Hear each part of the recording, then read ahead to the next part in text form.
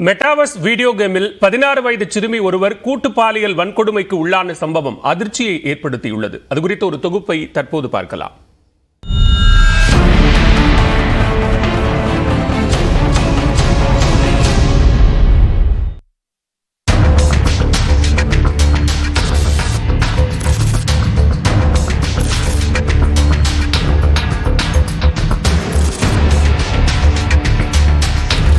நாம் வாழும் இந்த மெய் உலகத்திற்கு அப்பால் ஒரு மெய்நிகர் உலகத்திற்கு நம்மை அழைத்துச் செல்லும் தொழில்நுட்பத்திற்கு பெயர் மெட்டாவர்ஸ். தற்போது அதிக அளவில் பயன்படுத்தப்படும் செயற்கை நுண்ணறிவும் மெய்நிகர் தொழில்நுட்பமும் கலந்ததே மெட்டாவர்ஸ் உலகம். பூமியின் எல்லையை கடந்து மனதளவில் எந்த கிரகத்திலும் சென்று நமது நண்பர்களுடன் விளையாடவும் பால் வீதியில் பறக்கவும் வைக்கிறது இந்த மெட்டாவர்ஸ் தொழில்நுட்பம்.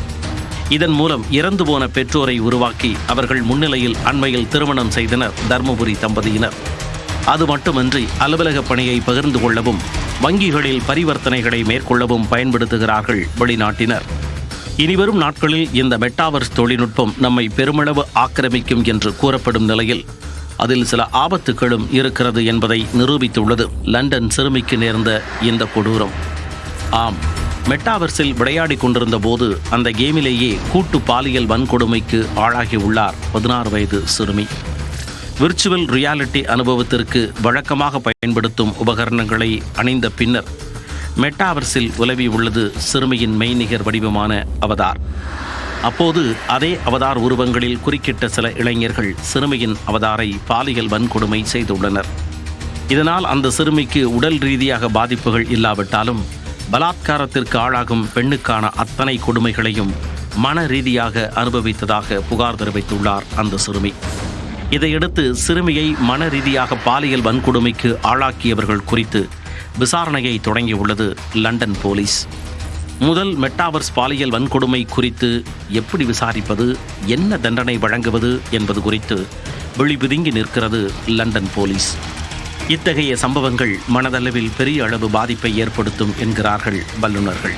இதில் என்ன ஆகுது, மெட்டாவர்ஸுங்கிற ஒரு வீடியோ கேமில் நீங்கள் இந்த காதில் ஹெட்செட்லாம் போட்டுட்டு நின்றுட்டு அதை காதில் போட்டு நீங்கள் இருந்தீங்கன்னாக்கா அப்படியே ஒரு மவுண்டன் கிளிஃப் வரைக்கும் போகும், அப்படியே விடுற மாதிரி இருக்கும். நீங்கள் நின்றுட்டே இருக்கும்போது உங்களை அறியாமல் உங்கள் உடம்பு ஆடும். ஏன்னா நீங்கள் வீட்டில் நின்றுட்டு இருப்பீங்க, சோஃபாவில் உட்காந்து கேம் பார்த்துட்டு இருப்பீங்க. என்ன எஃபெக்ட் இருக்குன்னாக்கா நிஜமாவே நீங்கள் பறக்கிறீங்களோ நிஜமாக விழுந்துட்டீங்களோன்ற மாதிரி எஃபெக்ட் ஏற்படும். அது வர்ச்சுவல் ரியாலிட்டி உலகத்துக்குள்ளே போயிட்டு நீங்கள் அந்த கேரக்டராக ஒன்று நீங்கள் பாவித்துக் கொள்கிறீர்கள். அப்போது ரேப் பண்ணும்பொழுது உங்களையே யாரும் ரேப் பண்ணுற மாதிரி ஒரு இது வரும். நீங்கள் அதை ஆஃப் பண்ணிட்டு வெளியில் வந்த பிறகு கூட சில மணி நேரங்களுக்கோ சில நிமிடங்களுக்கோ சில பேருக்கு சில நாட்களுக்கு கூட அந்த எஃபெக்ட் அந்த இம்பேக்டும் இருக்கும். அப்படியே உடலளவில் எந்த பாதிப்பும் இல்லாமல் மனதளவில் மிகவும் பாதிக்கப்படுவீர்கள். இது மிகப்பெரிய ஆபத்து.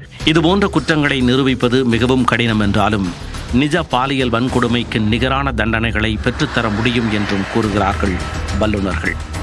இருப்பினும் விர்ச்சுவல் ரியாலிட்டி உலகை கண்காணிக்கவும் பயனர்களின் பாதுகாப்பை உறுதிப்படுத்தவும் புதிய சட்டங்களோடு அதிநவீன தொழில்நுட்பங்களும் தேவை என்ற விழிப்புணர்வை ஏற்படுத்தி இருக்கின்றன இதுபோன்ற குற்றங்கள். நியூஸ் 18 தமிழ்நாடு தொலைக்காட்சி செய்திகளுக்காக பிரிய பத்மநாபன்.